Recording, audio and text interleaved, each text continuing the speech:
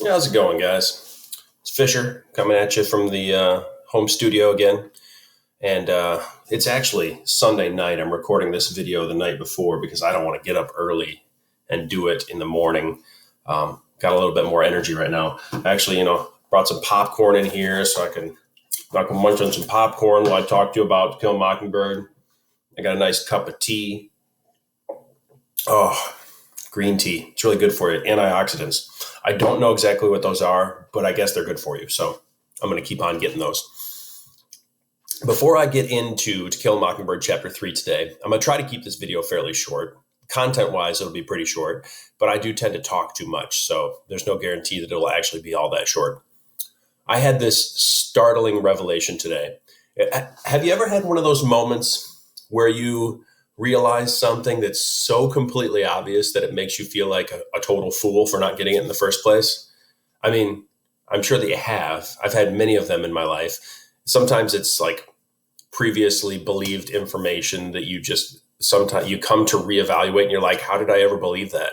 For instance, this is an embarrassing story, but it kind of correlates. So the song Ridin' Dirty was a hip hop song from the early 2000s, probably 2005, 2006, something like that. I don't remember exactly. And I think it was from Jamillionaire, whatever. Anyway, so there's a song about riding dirty. And this is really embarrassing. I thought that song was about driving with no insurance on your vehicle. So sometimes we're all a little bit naive, I guess. Even when you're approaching 40 years of age, you still have some blind spots, some naivete in there somewhere. And that kind of reminds me of To Kill a Mockingbird, too, because we see a lot of like coming of age and those epiphany moments where the protagonists are like mind blown, right? So, and there's been a lot of that recently. But the one that I had today, I was listening to a podcast and they were talking about the coronavirus and how I've always felt like, I don't know, it went from coronavirus to being COVID-19. And I just thought COVID-19 was like a scientific name for it, when you were in biology class and they're like kingdom, phylum, class, order, family, genus, species. I know I'm making myself sound more stupid right now, but this is the truth. I thought that COVID-19 was some kind of like, I don't know, sophisticated lingo for the coronavirus. But it turns out, and I just learned this today, that COVID-19 is CO, stands for coronavirus, VI stands for virus, so coronavirus, D is disease, and 19 is 2019, which is when it started. So it's COVID-19.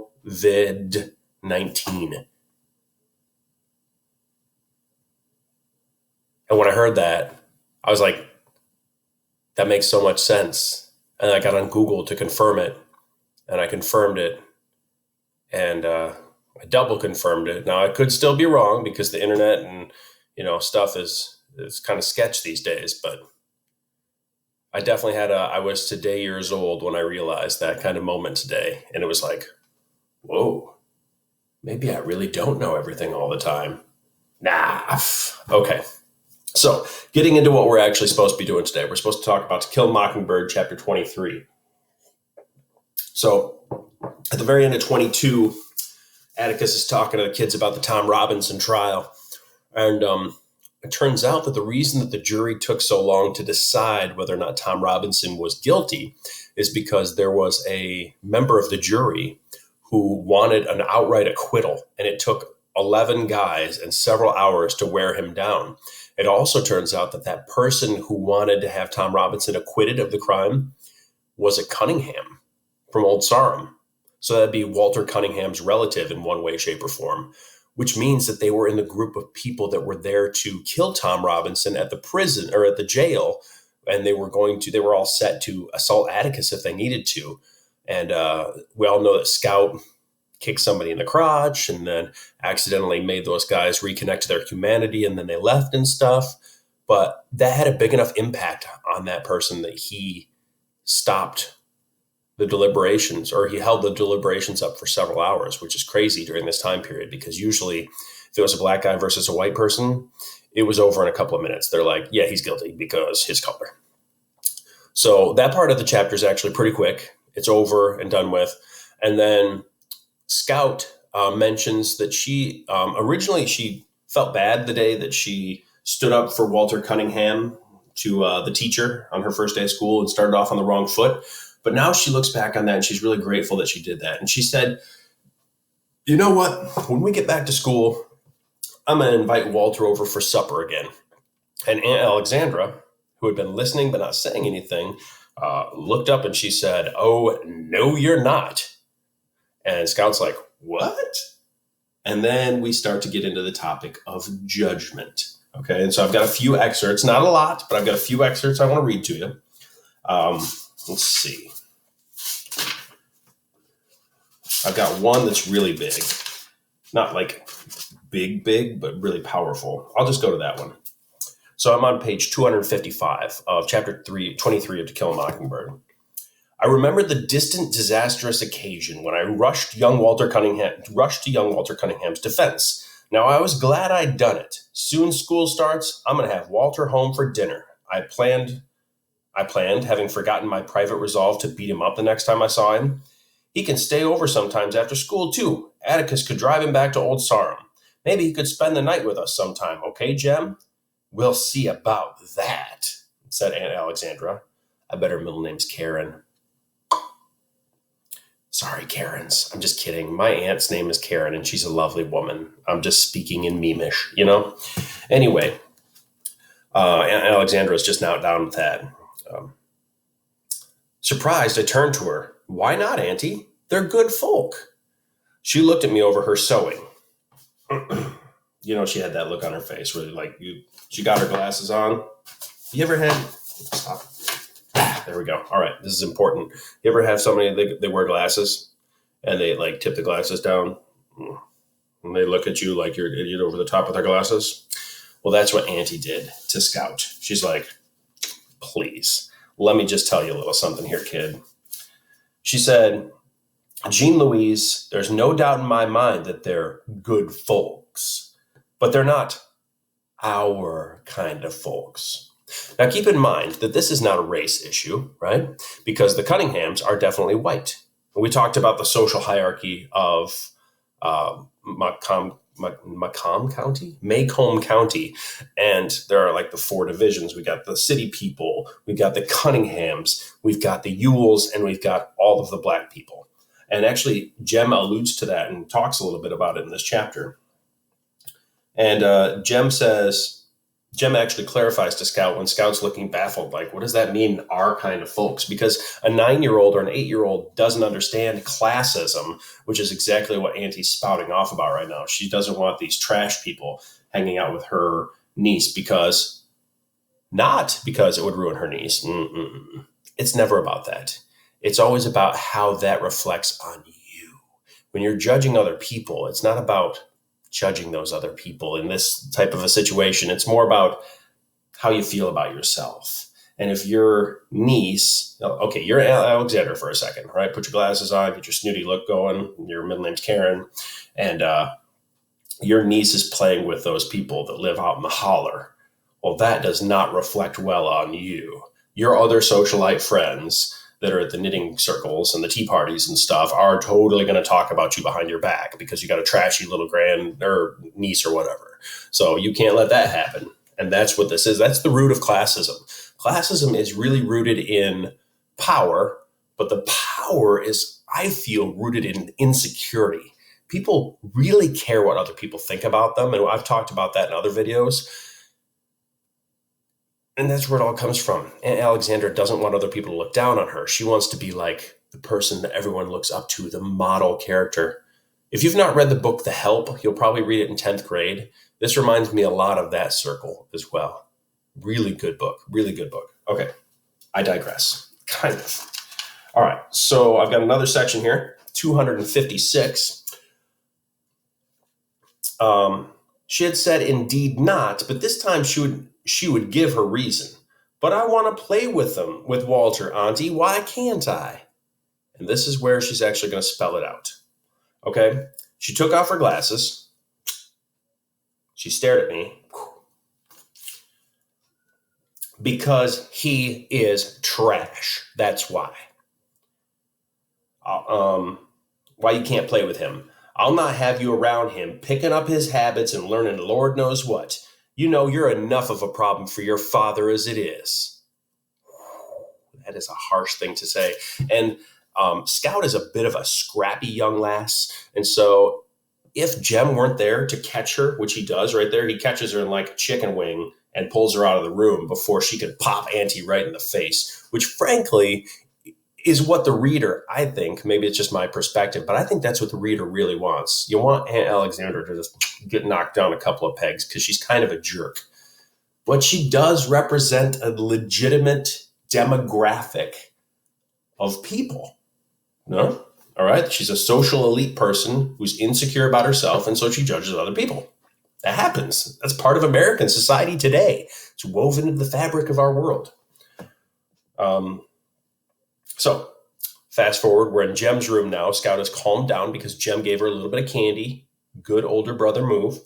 And he says, you know, she's not used to girls. He's trying to apologize for Auntie's bad behavior. He's an apologist. You know, she's just not used to girls, said Jem. Leastways, not girls like you. She's trying to make you into a lady. Can't you take up sewing or something nice? Hell no, said Scout. Man, I love Scout. She's a great character because she is tough and she is opinionated and she doesn't care what people think of her, right? She cares what Scout or what Atticus thinks of her. And she portrays herself well, but she is not fake. She's not one of those people, you know, we talked about the masks, right? She's got like 2 masks. She's got her very private mask, probably, and then her public and her family mask are the same, which is probably true for a lot of kids up to a certain point. I don't think we really developed that polished third mask until closer to middle school, but that's neither here nor there. So that's about it for the chapter. It really comes down to judgment in the end, and judging people correctly and judging people incorrectly. The thing is, we all judge other people, right? It's human nature. It's hardwired into our DNA. They say that we make 7 assumptions about a person in the first 15 seconds that we look at them, which is crazy because I didn't know I was quick enough to make that many judgments. But anyway, if you're making that many judgments about a person, it's not whether or not you are doing it, because you are. It happens. It's in your brain. There's nothing you can do to stop it. But it's what you do about that information. Like if you make a snap judgment about a person, it's likely going to be based on a stereotype, especially if it's about a person that you don't know all that well or about a group of people you don't know all that well. And if you're basing something off of a stereotype, that's going to be bad information. And so you're going to have a skewed vision of those people. And the reason I think about this always makes me think of a particular quote. And I'm going to say it. It's from the Bible, and I'm not quoting scripture because I'm like promoting or knocking or anything, any religion. I just think that this is a beautiful piece of scripture, and it's a small piece, and I'm going to read it to you. And actually you know what? I'm going to read this, but then I'm also going to back up the fact that this same sentiment is essentially in all of the major religions, the golden rule or the platinum rule. Okay. So this is Matthew 7, and it says, "Do not judge, or you too will be judged. For in the same way you judge others, you will be judged. And with the measure you use, it will be measured to you. Why do you look at the speck of sawdust in your brother's eye and pay no attention to the plank in your own eye?" I've always liked that piece of scripture a lot because we all judge a lot, and a lot of people really enjoy the gossip and the tea and the judgment and looking down on other people, looking down the bridge of your nose at other people. And I've just never been that kind of person. I say let people do what they want for the most part, unless it's hurting me in some way or someone else. If it's not hurting me and it's not affecting me, I don't care if you do it. And I don't understand why other people can't coexist like that. Like if it's not affecting you, who cares? Let it go. Just because other people behave or act differently than you or have different cultures or customs or skin color than you, If it's not affecting you, forget about it. It doesn't matter, okay? It shouldn't bother you. You should accept those people as who they are. So that's a little preachy. I'm going to step off the soapbox now, and I'm going to ask you a question, okay? We judge people. We know this. Are there, and this is the question I want you to answer, are there appropriate situations in which you should judge people? And what are they? And are there times where you specifically, you person inside the camera there, are there times when you are possibly a little bit overly judgmental, or you look at certain persons, sibling, parent, teacher, political people, whatever, you look at them a little bit too critically because of your own personal perspective, your own personal biases? So, are there situations in which we should judge people? That's number one. Number two, are you ever overly critical, and why? All right. That's what I want you to get into. That's it for chapter 23. We're done. You did great. I'm sure you watched the whole video. You were very entertained by my antics. You enjoyed my popcorn and my lemon jasmine green tea with the antioxidants. Healthy. You think I looked this good by accident? No, there is a whole thing that I do to look this good. So at any rate, you guys have a great night. Stay safe, stay healthy, stay indoors if you can. I'm obviously go outside, but don't go to public places if you can help it. And keep on practicing that social distancing for a little bit longer. I know I'm not digging it that much either, but the restrictions are starting to loosen. I think we are hopefully starting to approach the other side of the curve, maybe. Not literally, because I don't know medicine, and I just haven't researched it that carefully, but I really just hope that we're coming out on the other side of this really soon. So I hope to see you all soon. I hope you guys take care of yourselves. You have a great night. Have a great week. I'll post another assignment on Wednesday. It'll be the next chapter in To Kill a Mockingbird, Bigger Shocker. And you guys will be amazing until then. So from now until I see you again, I hope you have a great night and peace.